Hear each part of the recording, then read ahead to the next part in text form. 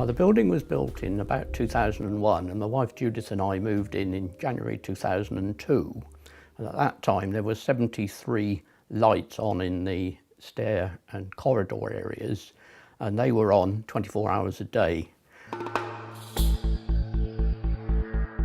They were on literally every second of the year, whatever the weather, whatever the conditions, whatever movement there was in the block. I'm a war baby and I've grown up, with the idea that you never waste anything if you can avoid it. I started doing some readings in the meter room. And at one time I was looking at the meter twice a day and found out that the total consumption was 100 kilowatt hours a day, roughly.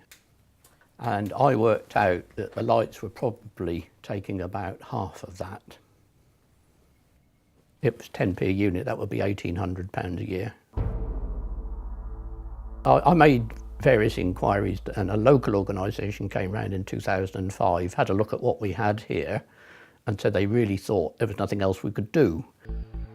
At that time, it was thought that fitting motion sensors around the place would be too expensive, so we thought we were stuck.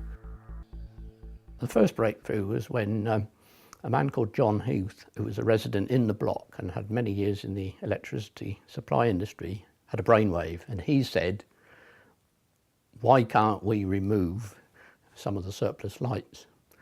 And that was in fact done. 21 lights were taken out and the remainder were respaced to give more even lighting around the corridors, and that saved approximately 30% of the lighting cost at a stroke.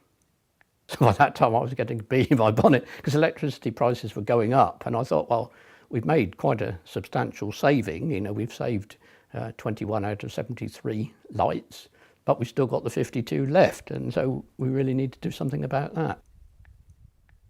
We had a 6-month inspection by an outside agency to check all the light outputs, and they were beginning to report a lot of these lights were getting to the failure stage. So we were having to look at the possibility of replacing all our existing lights. You've got 28 watt fittings at the moment with the compact fluorescents. Then I was talking to my son-in-law one day who ran his own environmental business, and he started to talk about LED lights, which were just in the infancy in those particular days. So this is one I put together using the microwave sensor, so I can actually show it working, and you can see how bright the lamps are as well. So if you wait just a few seconds, the green light is for the emergency side of things, and that's showing that it's charging the battery. But if you wait just a few seconds, and then you should be, there you go, a little bit of movement, and that shows it working. So I went online to see if we could find some sources of light fittings. I also went down to the local wholesaler in Lancaster, got prices from him, and the prices were quite astounding. They ranged from 12 or 14 pounds to the cheapest, right up to 30 or 40 pounds for what appeared to be exactly the same type of unit.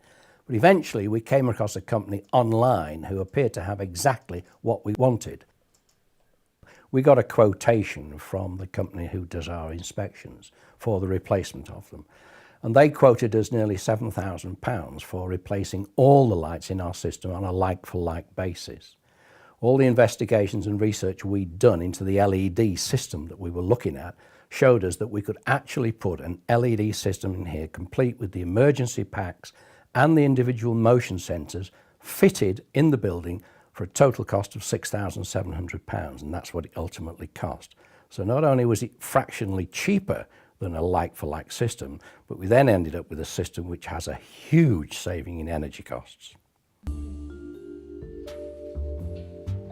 The savings that we are achieving at the moment are between 55 and 60%. We're probably saving somewhere around about £1,500 to £1,600 per year in putting an LED system in here. I think I was the constant nagger, really, more than anything else. I kept on about it, bringing up at AGMs and that sort of thing. I'm very satisfied with what we've got now. When I come out of my door, there's the light, gives me plenty of illumination to get down to the lift. And by the time I've got the lift arriving, the lights have gone out. And I feel very good about the fact that the waste is minimal. One of the things about LEDs too, our LED lights are on for so little length of time. We have a sneaking feeling that they are going to outlive everybody in this building.